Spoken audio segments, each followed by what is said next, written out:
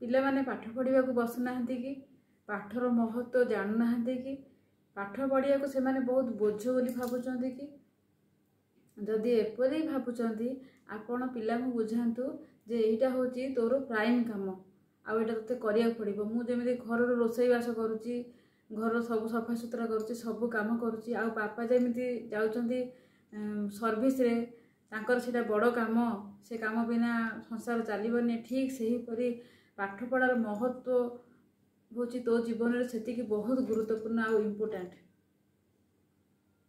पाठ पढ़ा हूँ तोर एबे प्राइम काम। पाठ एबे ए समय न पढ़िले ए बयस न पढ़िले आउ आगु को आउ तू पढ़ी पारिबु नाही आउ ए बयस आउ आसीबनी।